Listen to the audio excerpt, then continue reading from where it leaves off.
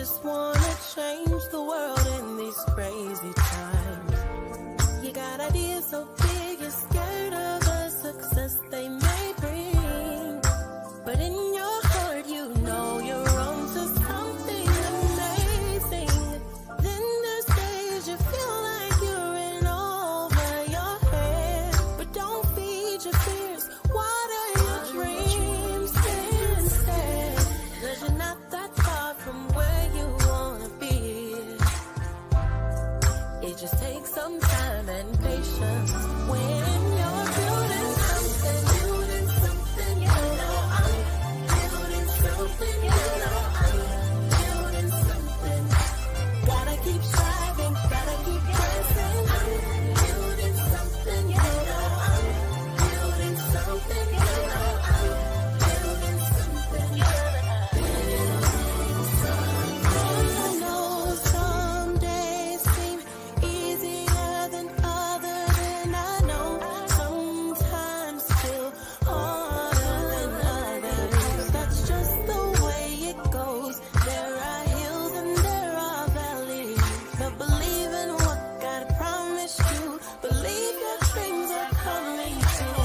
Trust in the Lord with all your heart and don't fear what you don't understand.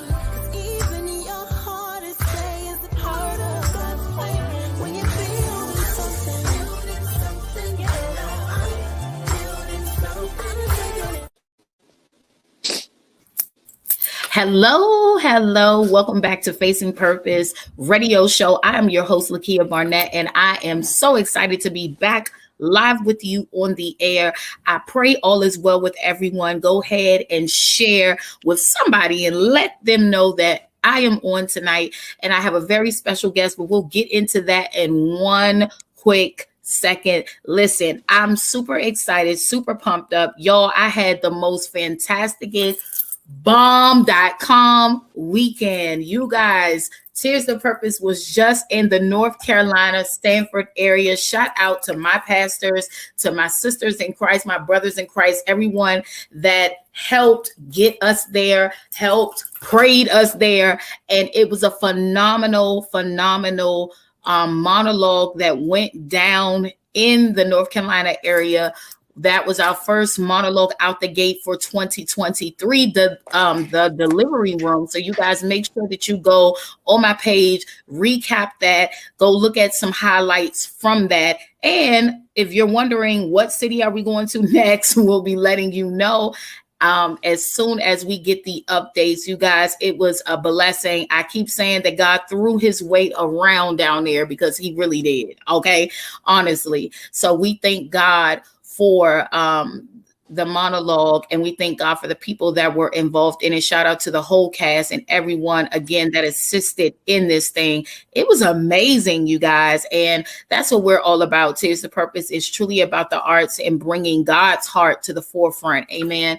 And so I'm always excited when it's time to hit the road or hit the stage and do what we do in God. And so listen, if you guys are wanting to be a part of it, it doesn't matter what state you are in. We are doing online events as well as live. We are looking for poets and actors and actresses, people who, even if you don't know how to act, don't worry about it. You know what I'm saying? We know how to get you together. And if you're willing to tell your story and you are a man or a woman who want to be a part of the upcoming monologues and be featured in the Delivery Room Monologue Chronicles, please make sure that you email at monologueyourstory@gmail.com, okay, and be a part of what God is doing in the creative arts. So tonight we are back live. I am excited. It's cold, y'all, down here in DC. I don't know what y'all kind of weather was like, but I'm telling y'all, I need to go back to North Carolina because it was a lot warmer than it is down here. So listen,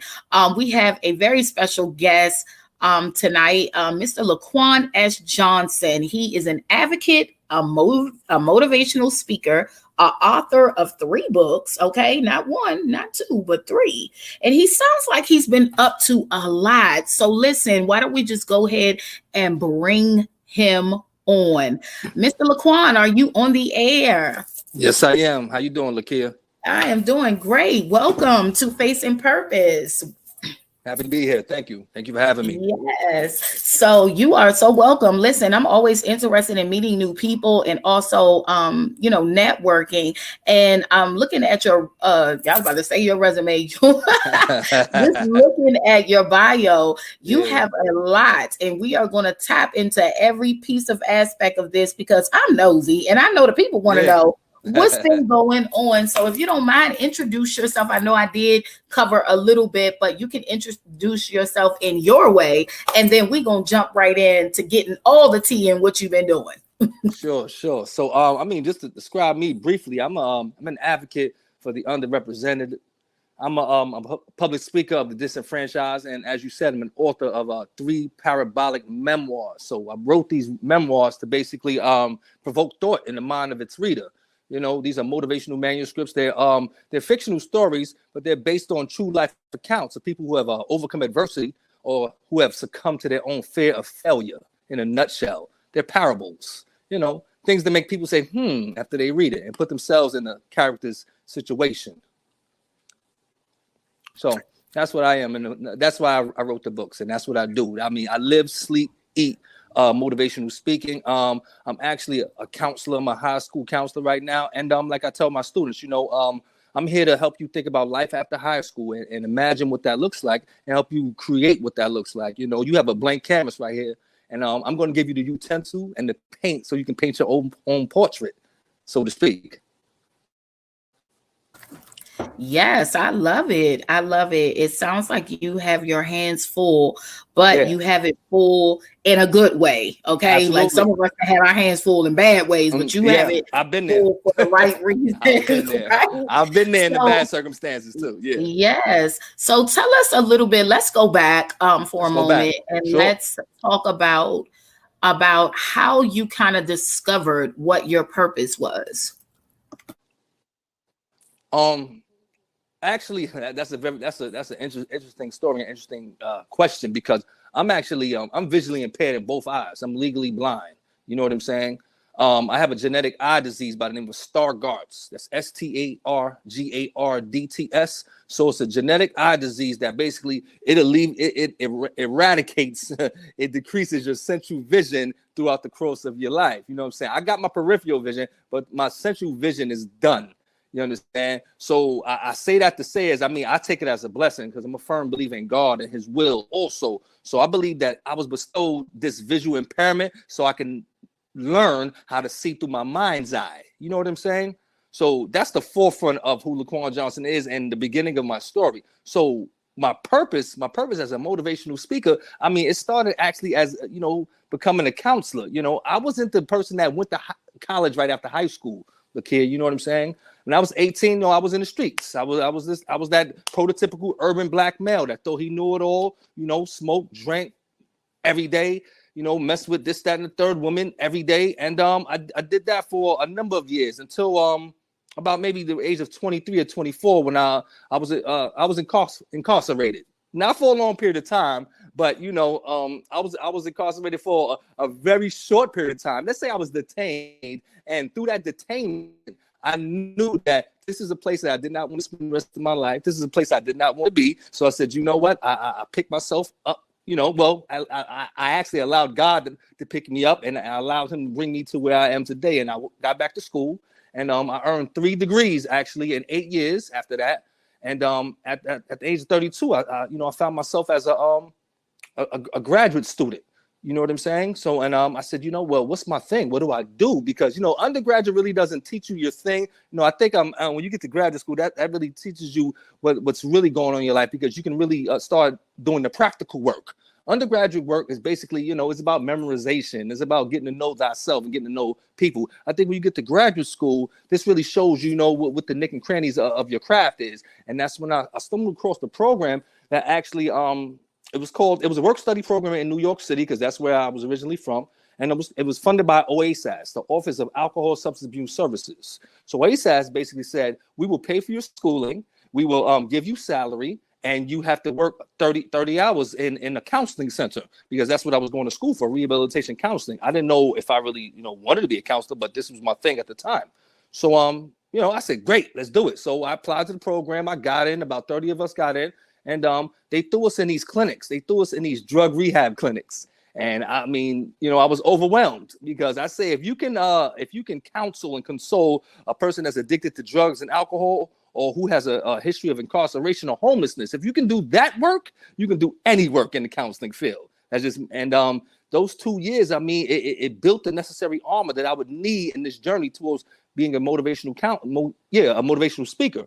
So, you know, I was great at it. I interned, and after a year, they actually hired me full time because I was getting the trust and the honesty out of my clients, you know. So basically, you know, my job and my objective was I had to make marketable and success stories out of people that had 30 years of incarceration, out of people that had histories of homelessness, out of people that had 6 children, but they were heroin addicts. These stories right here are like, you know, you like unrecognizable. You had basically come in contact with people that you probably wouldn't talk to on a daily basis outside, and you know, allow them to share their story, allow them to understand, you know, I understand who you are. I know who you are, and I want you to recognize who you can be in life. So if you can let them understand those 3 things right there, and realize that you actually love them, you know, because you need them to be a productive citizen of society, they'll trust you, and they'll have the wind beneath their feet. So after I did that, I was like, okay, I'm kind of good at this counseling thing, and you know, I became a very good motivational speaker because 3 times out of the week, I would have to speak to like 75 people. All incarcerated people, all homeless people, all drug addicted people. And I had to get their attention. I had to get their trust. And, you know, I spoke to them about, you know, what life could be like if they put their pride in their back pocket. Because at the end of the day, most of the times why we get in trouble or why we go down the negative pathway is because we have too much pride. You know what I'm saying? Once you put your pride in your back pocket, everything becomes easier. You start trusting people. You start trusting yourself. You start taking chances on yourself and others. And after that, you know, that's like 95% of the battle. So after I did that, you know, let's fast forward. I mean, I did that. I did it in 10 years. I went into higher education, and I was a counselor for students with disabilities. I was a career educator, actually. So that was another tough task. I had to get people that had disabilities. I mean, people that basically they were either wheelchair bound, or they were visually impaired like myself, or they were deaf, or they had learning disabilities. I had to actually help them get off SSI and get jobs so they could become productive citizens of society and taxpayers. So that's what I did, and I was very successful at it. And I did that for about 10 years. Then the pandemic hit. So when the pandemic hit, everything changes. Like I said, so throughout this course of my counseling, I was drinking. I delved in drugs. You know, I probably was having, you know, little things on the side, you know, with other women. And I'm actually a married man right now. So in the year 2020, at this point in my life, this was a very big turning point in my life, because I wasn't satisfied with myself. You know, I said, you know what? You're successful. You have money. You have a home. You have a beautiful wife and beautiful children. They're healthy. But I wasn't happy with me. So something had to change. So when the pandemic hit, a lot of people I knew, they ran to the drugs and alcohol. And I totally abstained from drugs and alcohol. And I got sober in March. And so with sobriety comes boredom, because now you don't have anything to self-medicate. You don't have anything to run to. And I said, well, what is my thing? And I said, well, what do I do well? And I said, well, you know what? I've always been a good writer. And I started writing. And that's when I started. I wrote Motivational Motives. That's my baby right there. And it's 7 stories about people who've overcome adversity or who have succumbed to their own fear of failure. And I want the reader, when they read Motivational Motives, to put themselves in this character's situation. What would I have done if I was in this situation? And I have a question mark on the book, because that's what the book is about. Ask the questions in life. Who am I? Who do I be? Why am I married to this person? Why do I befriend this person? Why do I tend to get angry when I'm in this certain situations? This book answers all those questions. Well, it should answer all those questions for you if you're really a thought-provoking reader. So and after the day Motivation Motives was published, which was September 23rd, 2020, my wife of 18 years was cancer. So now God, he was asking me, what you gonna do now? Okay, this is the most traumatic thing, other than the loss of your children, your mother. This is the most traumatic thing that can happen in your life. This woman that you've been with for 18 years that you love so dearly, that's only 34 years old. She's been given 4 to 5 years to live. This is what the doctor looked us in our face and told us. And the first thing I thought about was drinking and drugging. But then I looked in her eyes, then I looked in my children's eyes, and I said, you know what? No, after I picked myself up out of this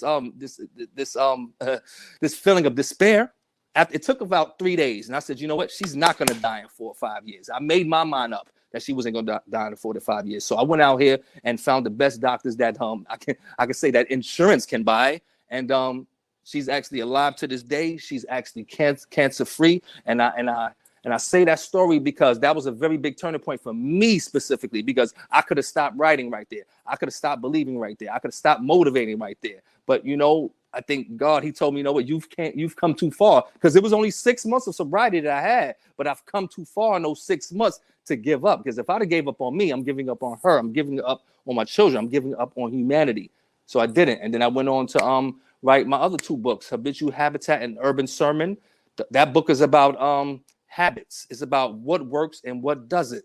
You know, I get this analogy about habitual habitat and urban sermon. When you were about 7 years old, if your mother tells you, hey, you know what? I want you to bake cupcakes on Tuesday at 2 p.m. for the rest of your life, you're probably going to say to her, you know what, mommy? Okay, I will. Because mommy loves you. She's the one that feeds you. She's the one that houses you. And she, you know, she's in control at this point. All right. Now let's fast forward to when you're about 25. Now you're 25. Now you're your own woman. Now you're your own man, you know, and now you got things to do at Tuesday at 2 p.m. Right. So now you have a fundamental decision to make in your life about this habit that you've attained from mommy.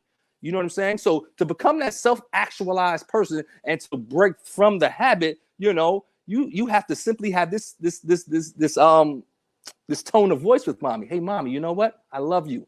And thank you for teaching me how to bake these cupcakes on Tuesday at 2 p.m. However, I'm going to make brownies on Sunday at 7 p.m. now for the rest of my life. Now, mommy's probably not going to like it, but mommy's going to respect you because you're looking at her in her face and telling her that you love her, right? And you're telling her, thank you for teaching me how to bake, period. But now I can't bake them on Tuesday at 7 p.m. I'm going to bake brownies on Sunday at 7 p.m.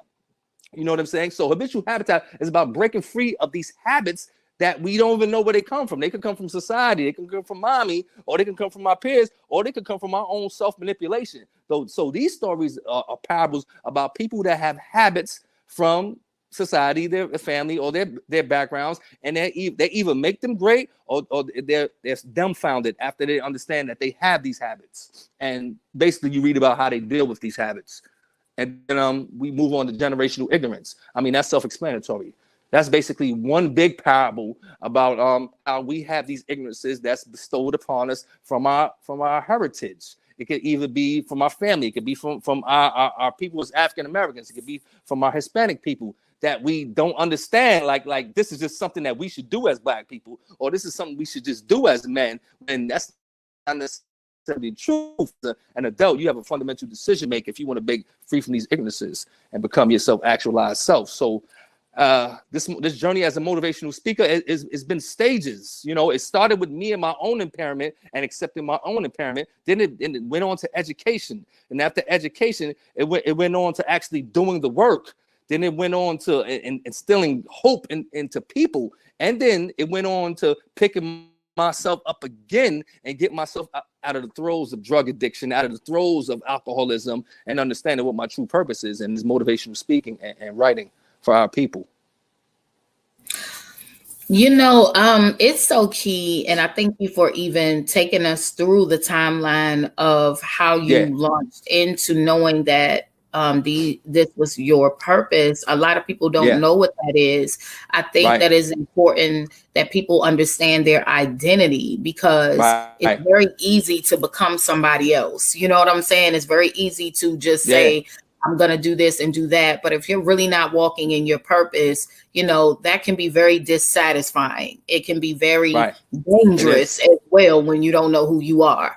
Right. Oh, and so when I'm hearing you talk about, you know, your own things that you have going on, like, you know, being blind and things like that, did that ever do anything to your self-esteem? Did it ever feel like people were limiting you in this process?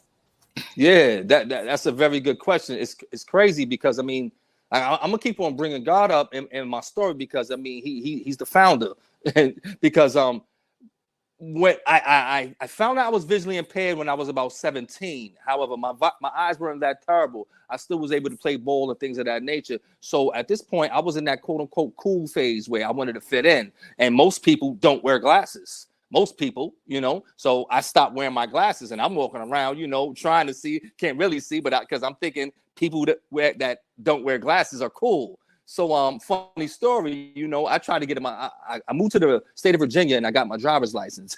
Crazy story how I got that, because I walked into DMV to actually get my permit. I passed the permit test, and then when you have to look through that little thing to see, so you can see it's an eye test. I couldn't see nothing. So I told the lady, yo, I can't see nothing. So she looked at me like I was crazy, because when you see me, I don't look visually impaired, whatever that means. And she checked off driver's test passed. So she actually gave me my driver's license. It's crazy story. And I'm going to tell you why this is so much of a crazy story. So fast forward, like maybe a year later, I come in contact with a cousin of mine. And we started getting into a lot of trouble in the state of Virginia. And we actually were dating two sisters. The sister that I was dating actually would become my son's mother a few years after that. But we started to get into a lot of trouble. So one particular situation we got into a car accident where we fell off a cliff. Understand? Because we were drinking and driving. He was driving. He had no license, and I was in the passenger seat, and I had this driver's license on me. But in the interim, 4 months before that, my driver's license actually got revoked because the state of Virginia found out that I was visually impaired because I was registered with a place called the Commission for the Blind and Visually Handicapped. So the state of Virginia found out that I was visually impaired and automatically revoked, rightfully so. But I still had the license on me for ID purposes. So we get into the accident. Long story short, the police came, of course. So when the police came, he got scared and he told them I was driving because he didn't have a license. So I get in a car with he looked like Barney Miller. I don't know if you remember that show. not Barney Miller, Archie Bunker. That's who he looked like. He looked like Archie Bunker from All in the Family. We get in the car and he started running my license. Now, I had a ton of weed on me too. I had a lot of marijuana on me. And I had this revoked license. So I'm saying to myself, I'm about to get arrested. And if I get arrested, this changes the whole trajectory of my whole life if I get arrested. Lo and behold, this license didn't come up revoked. And I don't know why it didn't. And he let me step out of the car and he sent me on my way. My cousin actually got arrested because he was talking crazy.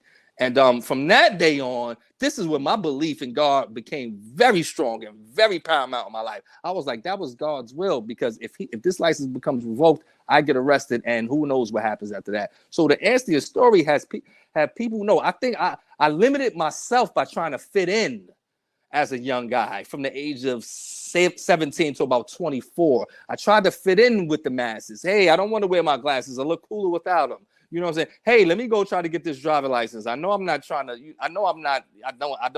supposed to be driving, but let me try to get it.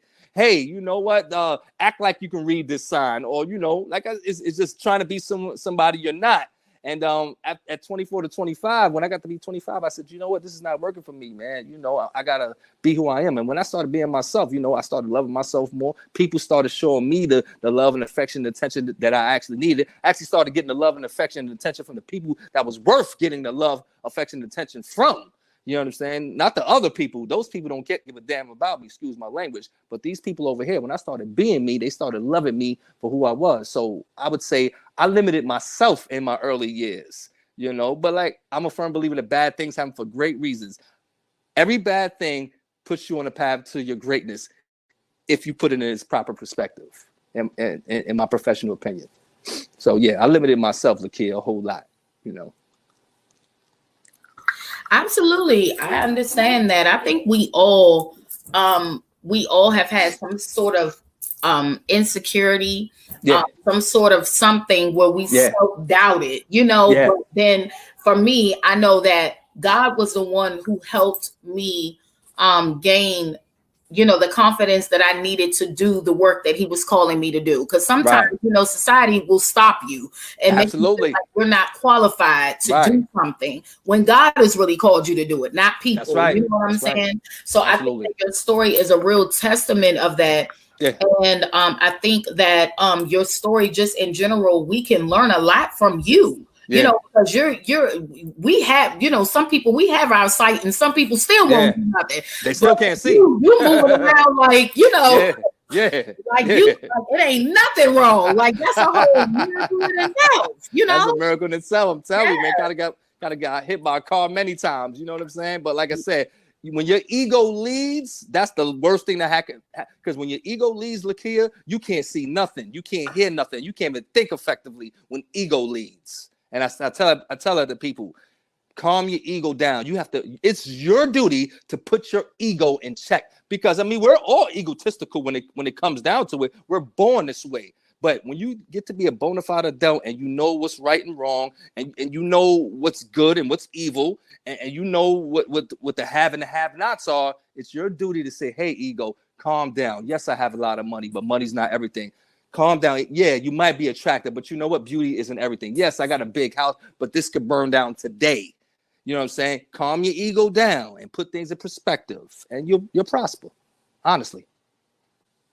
Absolutely. So I'm going to take a quick break and we're going to come right back and we're going to talk some more with Mr. Laquan Johnson. You guys continue to share and let somebody know that we are on. This is the Facing Purpose radio show, and we'll be back in a couple of minutes.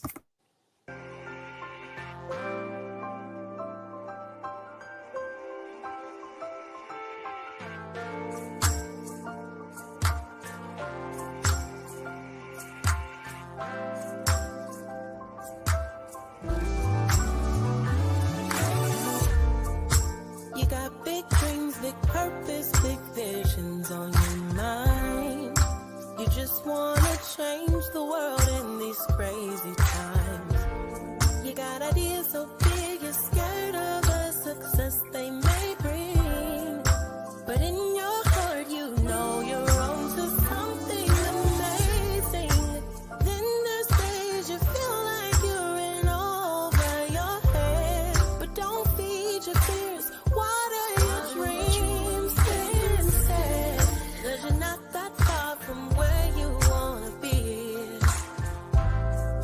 Just take some time and patience when you're building something, you know I'm building something, you know I'm building something.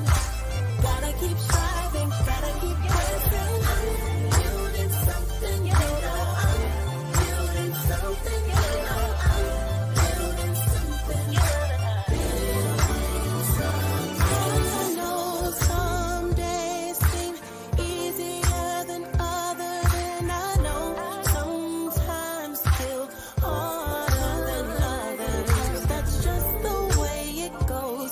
There are hills and there are valleys, but believe in what God promised you. Believe your dreams are coming true. Trust in the Lord with all your heart and don't fear what you don't understand. 'Cause even your hardest day is a part of God's plan. When you feel something, building something, you know I'm building something, taking it step by step.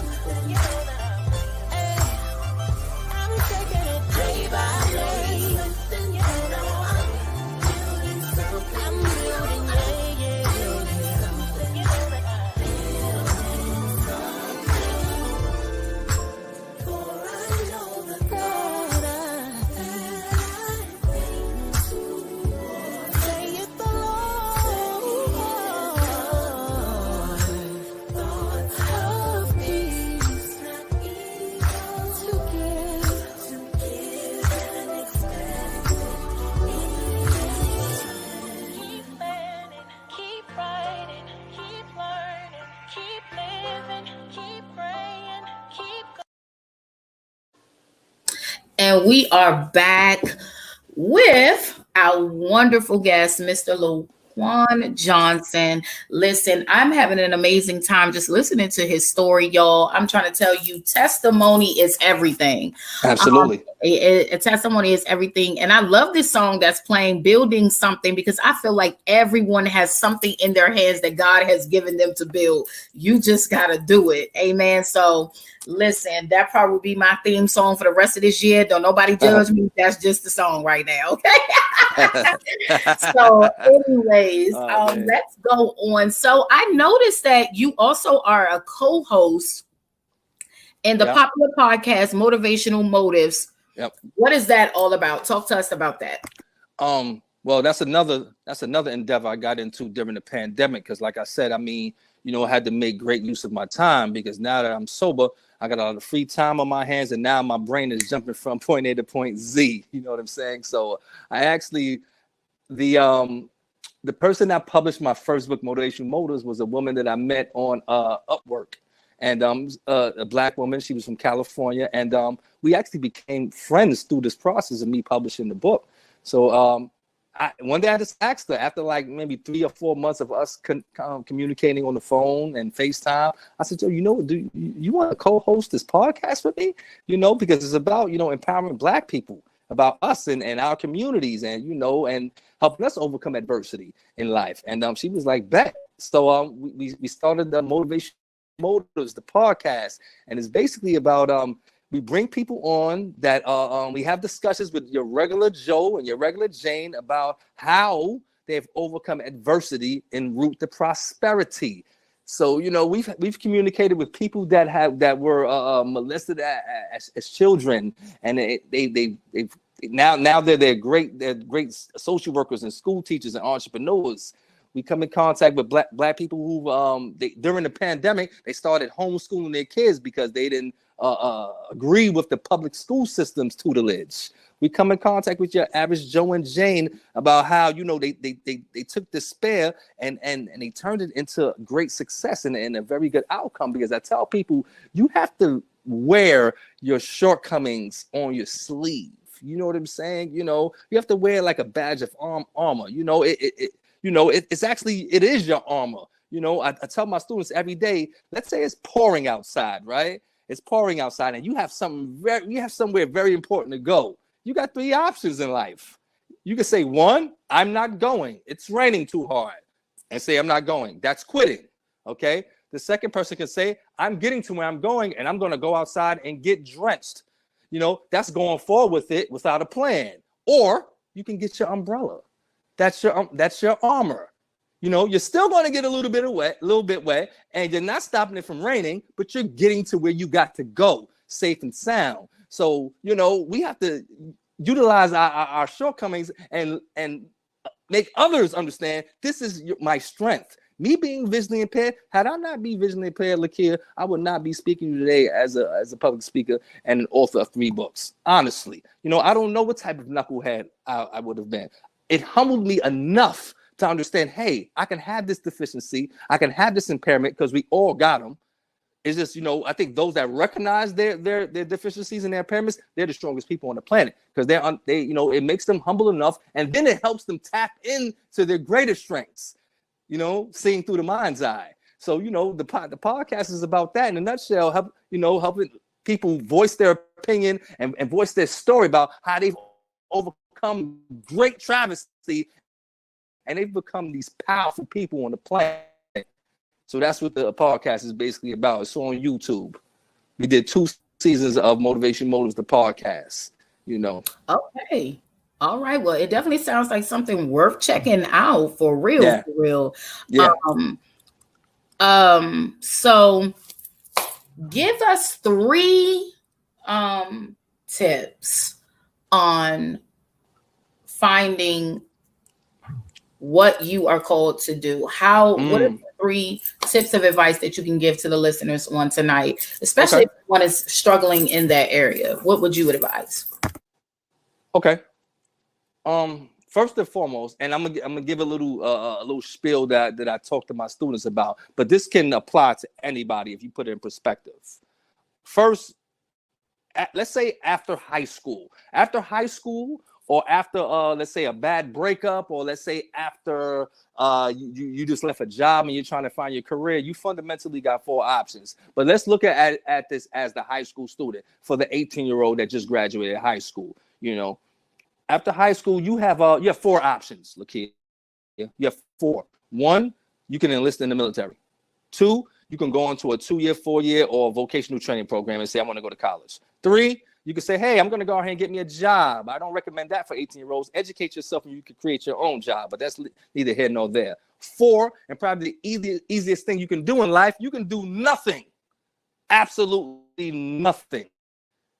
But you know what doing nothing ensures? Nothing ensures that you have little to nothing in your bank account. Doing nothing ensures that you have little to no food to eat. Doing nothing ensures that you have little to no friends and family that even want to deal with you, because people don't like to deal with people that don't got nothing, you know. And it actually proves and validates that you have little to no respect for yourself. You have little to no respect for the predecessors and the people that actually clothe you and house you and feed you, or that love you. You know what I'm saying? So I say all that to say, essentially, you know, you have to get a role model. You have to get somebody. Number one, you have to get someone that looks up to you. Now, when I say role model, Lakia, people automatically assume role model is a good thing. No, you have to get 2 role models. One that's doing great things and one that's doing terrible things. It got to be one. It could be that uncle that has 4 houses and 3 cars and he's a great entrepreneur, but it also got to be that aunt that's probably an alcoholic, that's probably a drug addict. Both of them are teaching you something. Both of them are serving as role models. This one is teaching you what you should do. This one is teaching what you shouldn't do. See, what we do, we say, hey, I'm going to just look up to the people that got it. No, you got to look to the people that don't got it too, because you got to pay attention to what they're doing wrong. Because when you start following their path and you start gaining their respect, you're on the wrong path. So first is get a role model. Okay, so after you get your role model, sometimes in life, you have to jump in the water when you can't swim. Okay, I can't swim, Lakia. However, I got a 10-year-old and I got a 5-year-old. If we are at the pool one day, and they could swim actually. If we're at the pool one day, let's say they couldn't swim and they started to drown, I wouldn't think twice. I would jump in that pool, even though I can't swim. You want to know why? Because I'm saving my life, let alone theirs. So you got to look at life and you have to take these risks sometimes and say, you know what? I know I can't swim, but I'm jumping in this pool. I know I'm scared to death to speak to these hundreds of people, but I'm going to do it. You know what I'm saying? I know I'm not a good reader, but I'm actually going to pick up a book and try to read a page or 2 a night. So you have to take these educated risks. And at the end of the day, the third thing, you got to have faith. You have to have faith in your fate. You know what I'm saying? Faith is basically knowing that your destiny is on the other side of this door, but you can't see it at all. You can't see it at all, but you know it's over there. You know what I'm saying? Now, faith is opening that door and walking through it. Now, you have faith in the system, in the process. Now, going through the door and walking in this room, that's your fate in finding it. Now you have to search for what your fate is. But the first step in the whole situation is walking through the door and knowing that your fate is on the other side of the door. So having faith in your fate, knowing that your fate lies on that other side of the door. So first is having a role model. 2 role models. Secondly is taking educational risk. Like, hey, sometimes I got to do this even though I'm scared. And 3, having faith in your fate. That's the third thing I would say.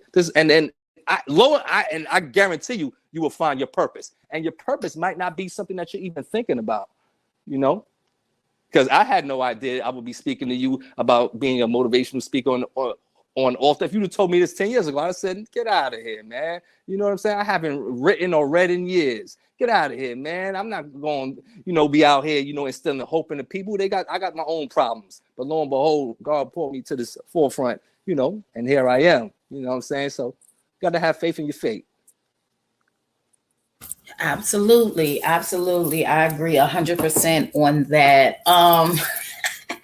I love when you guys give y'all tips, but to other people that may be listening, because we have some people who may feel like they can't be a motivational speaker or they can't go be an author. And so I think words of encouragement is also so very good. So what are, when people come across you, what are they going to see that's going to be happening next? I know we're only in the third year. Well, the third month of the year, I'm sorry.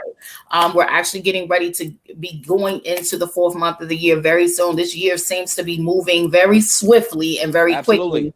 So I always say, make your time count because time is moving fast. So what can we be expecting from you coming up in the next couple of months to a year?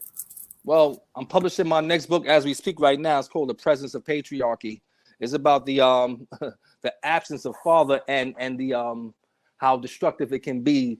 Or on the other hand, sometimes the absence of father is actually what the child needs. And people say, when I say that to people, they're like, what you mean? How can the absence of a father be what the child needs?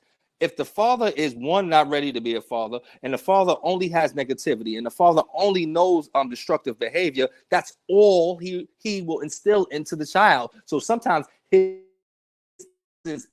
actually propels the child and gives them room for greatness. So that's what we're talking about. We're talking about how absence is a destructive thing, and we're talking about how the absence can act. And I'm doing a number of speaking events. I mean, I do speaking events in colleges. I do them virtually. I do them in person.